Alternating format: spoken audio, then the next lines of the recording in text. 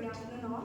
I am Srilekha and here today I am explaining the topic regarding semi-solid dosage forms. So semi-solid dosage forms are the dosage forms in which they generally include ointments, pastes, creams, gels and different kinds of gels and rigid forms. They usually contain one or more ingredients which usually are added with API, at the same time with number of excipients like emulsifiers, viscosity increasing agents, antimicrobial agents, antioxidants and stabilizing agents. And the definition of semi-solid dosage forms is they are generally applied on the topical, they are generally done topical administration and they are generally given for therapeutic purpose at the same time as a cosmetic purpose in some conditions, and they may be applied to the skin or mucous membrane in some conditions, and they are also applied to the nasally, they are given nasally, vaginally or rectally. So advantages of semi-solids include they are used generally, externally, and they can be the side effects whatever are there can be reduced by semi-solid dosage forms. At the same time, first pass hepatic metabolism can be avoided. So orally given dosage forms are generally enter into the stomach region, so that they get metabolized through liver. So if the drug is having any metabolic disorder like metabolism, if the drug is unable to get metabolized through liver, then it is better to choose or better to be prescribed as or better to be dispensed as a semi-solid dosage form. At the same time, site-specific action, at the same time local action of the medicament can be given at the targeted site. So if in some conditions some kind of side effects or adverse reactions may be appeared if the drug is given orally. So in such conditions the drug can be given in this route, by semi-solid route, and it is convenient for unconscious patient or patient having difficulty on oral administration. So in some conditions the patient may be in unconscious state, or the difficulty in swallowing, like in infants or in older people, it might be difficult for them to take the medication orally. So in such conditions we can choose semi-solid dosage forms. And it is also used for bitter drugs. Bitter drugs, they cannot give feasibility on taking orally, so that we can choose the semi-solid dosage form. At the same time, they are more stable than liquid dosage forms. And coming to the disadvantages, there is no dose accuracy in semi-solid dosage forms. At the same time, they get easily oxidized. Oxidization through oxygen atoms which are available in the atmosphere. The base, whatever is used in the preparation of ointment, may get oxidized, and its physical and chemical state may be varied. So this is one of the disadvantages of semi-solid dosage form. And ointment or paste or creams, when they are applied, they may cause staining. So that is one of the disadvantage, and also they are bulky to handle. Handling of semi-solids is somewhat bulky, and at the same time application with finger may cause contamination. So generally semi-solids are applied with finger, so that if each and every application we use finger for application, so that it may lead to contamination. At the same time, viscochemical is less stable than solid dosage forms and may cause irritation or allergy to some patients. So some patients may have hypersensitivity reaction, so that they may there may be currents of allergy on application of semi-solids.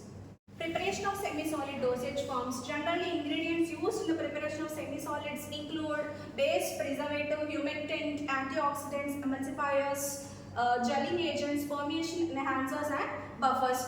Base is it acts as a vehicle, or it acts as a carrier in which the API and the excipients are generally added into the base. So selection of base is one of the most prior thing in the preparation of semi-solids. So bases are again classified into many types, in which it should be chosen depending upon the API and excipients whatever are used in the preparation of a semi-solid dosage form. So, and bases have kind of ideal properties in which they should not react with the API or excipients whatever are used in the preparation of bases. At the same time, they should not cause any irritation on application. They should be easy so that application of the semi-solid will be somewhat easy on the surface of the skin. At the same time, the API and excipients are easily solubilized in the base, and preservatives are used for prevention of microbial growth in the semi-solid dosage form during its shelf life,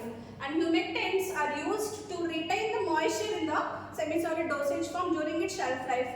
So the separation of liquid and the solid state, at the same time evaporation of moisture may occur depending upon the nature, depending upon the environmental conditions. So in such manner, if we use humectants in the preparation of semi-solids, we can prevent the loss of moisture from the preparation. And antioxidants are used for oxidization purpose. If some kind of API or excipients will be having oxidization character, so if antioxidants are used, we can prevent oxidation of the chemicals whatever are used in the preparation of semi-solids. And emulsifiers are used when two kinds of phases are used. When different kind of phases are used, they get separated out during their shelf life.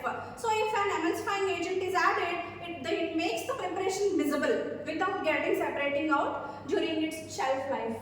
And gelling agents are used in the preparation of gels, not in ointments, pastes and creams. And it enhances the jelly nature of the semi-solid dosage form. And permeation enhancers are widely used in the preparation of semi-solids as they are applied on the topical layers of the skin, so that some kind of API may not have a suitable permeation character. So depending upon the BCS classification, different kind of drugs will be having different kind of solubility and permeability. So depending upon the drugs category, we have to check whether the drug is having proper permeation capability or not. If it doesn't have a proper permeation capability, we have to use permeation enhancer. And buffers are used to adjust the pH depending upon the site where the ointment or cream is being applied. We have to check the buffer pH, or the region where we are applying, the pH should be checked, and the preparation's pH also should be maintained or modified using buffers. So definition of a base: it is one of the most important ingredient used in the formulation of semi-solid dosage form, and ointment bases do not merely act as the carrier of the medicament, but they also control the extent of absorption of medicaments incorporated in them. So absorption capability of an ointment can be controlled by using the type of base what we have chosen.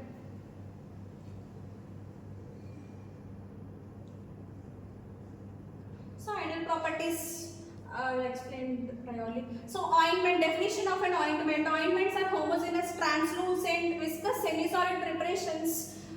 Most commonly a greasy, thicky oil. They generally contain 80% of oil and 20% of water, which are applied on the skin or mucous membrane, and they are generally used as emollients, protective, therapeutic and prophylactic purpose.